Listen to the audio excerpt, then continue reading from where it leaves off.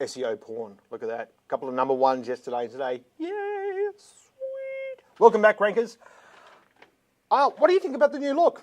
I went out for a day and my wife came into the office and basically everything got changed around. For the better, I might add. No wife jokes here. Yeah, no background, no window, no factories, just a big white wall and a sort of a halo-y thing, which I think's okay. All right, I wrote a blog post today for Flipper.com blog, and it was all about, well, there is the title, Can Bing Rise as a New Search Engine with Apple's Help? Well, go and have a read of that on Bing. No, not on Bing, on Flipper, on Bing, if you know what I mean. And the reason I wrote the post is because in a couple of weeks' time, or actually before we get on to that, a little bit from follow-up from last week. Remember that site, that Jess & Co., the educational site that had those lovely links to selling drugs and those sorts of things? Well, they've just said those hyperlinks were maliciously placed on our site. Damn them. We have taken those pages down and have started on a fresh build. Well done you. So, they weren't making any money on those backlinks at all. Someone else was, though. I'd love to know who. Anyway, back to Bing. Okay, so Bing is going to be in the news, or is in the news, and look, there's a blog post to prove it, because iOS 7 is about to be released in the next couple of weeks. iOS 7 being the operating system for Apple mobile devices, and the default search engine for Siri on that device will be Bing.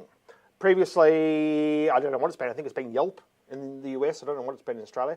I think it's probably been Google. No, it has been Google here in Australia when you use Siri for search. So this doesn't mean that the Safari browser will have its default search engine as being Bing. That will still remain as Google. But I think depending on the success or the level of success that Apple has with Bing, we may see them roll it out to Safari. Now, Bing. Well, who uses Bing? Well, in Australia, probably less than 2% of the country. And those people probably only use Bing because it's the default search engine that came with their computer when they bought it. Those same people, I suspect, have the plastic on their furniture still as well.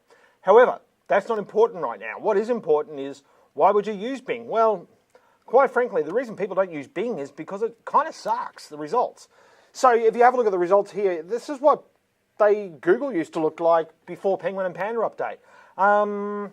You could call Bing the Google Wayback Machine, in fact. If you wanted to have a look and see what Google looked like back in the olden days, then just go and have a look at Bing, because there it is, loud and clear. And if you listen to Google or employees, specifically Matt Cutts over the years, they've said that actually Bing was copying their results and their search results all the time, and he ran a couple of tests to prove that. I've got a couple of links in that Flipper blog if you get across that and have a look at that.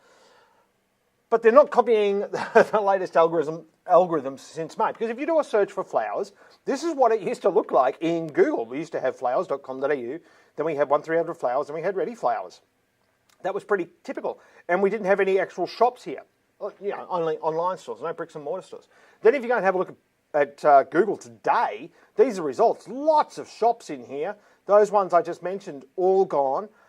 Except for fast flowers, which is interesting. So if you want to have a bit of a study, if you want to go in and do some digging and try to work out why some sites fell and others rose during that time, this is a really good search to do it on.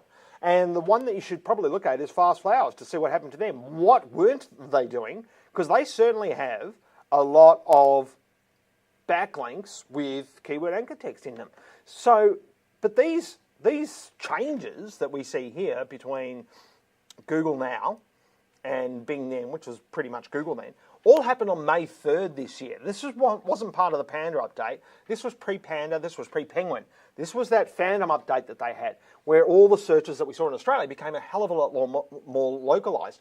And if you go to the search here, not only do you have all these places results now, which used to be up the top, but then you also have these local florists, which is what, you know, Flowers Vasset is, and great florist, Flowers Vasset, by the way. Anyway, that's an aside. But that's what all of these sites, this is what Google used to look like, basically. There it is. And I really hope, though, that Bing is successful in this Siri search thing, because the reason is that Google is actually becoming a little bit evil. Their motto, up until recent times, as far as I knew, was do no evil. Well, now they're saying things like, hey, guess what? You know what? We're allowed to read your email, not even just crawl it with our bots and spider links. We're going to read your email if you use Gmail. That's kind of scary, a little bit. And now, don't get me wrong. Google is a company, and I'm a big free marketeer. I'm big on capitalism, but and I'm not paying for Google's products most of the time. Now, if you're not paying for someone's product, chances are you are not the customer. If you're not paying for Facebook, if you're not paying for Google, if you're not paying for Twitter, chances are you're the product being sold. It's your data, it's your demographics, it's your surfing activity that I'm going to buy as an advertiser, and I will become the client of Google. Sorry if I just smashed the microphones in everyone. Everyone's like, Tim. Anyway, so that's the nature of the beast that we're playing in here. If you are not paying for the product, you are the product, okay? So I'm cool with that, but Google has got such a big stick now with Google Profiles, Google Plus, Google Authorship, Google Maps, all of these products, and now they're saying, we're going to read your email. We're going to know when you're going to the doctors. We are going to know all of these things about you. And it was just a couple of years ago that the former CEO, Eric Schmidt of Google, said, hey, you know what, if you want anonymity on the net, then you're probably doing something wrong, or something, words to those effect. And this is just when Google Plus was coming out. Well, that's the sort of attitude that's happening inside Google now. That's why I want to see Bing succeed. So when Siri comes out with Bing as a search engine, the default search engine in iOS 7, I, for one, am going to give it a go. I'm going to give it a red-hot go. Siri doesn't understand me most of the time. I don't know why.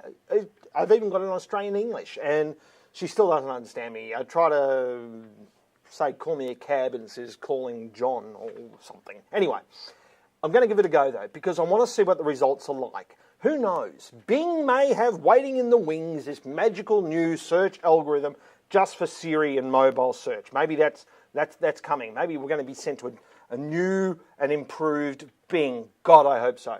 And if I was you, I'd want to give it a try too if you've got Siri on your iPhone and you upgrade to iOS 7. If you're an Android user, well, you're kind of a Google customer there, aren't you? But guess what? The operating system's free. See you next week. Thanks very much. Bye.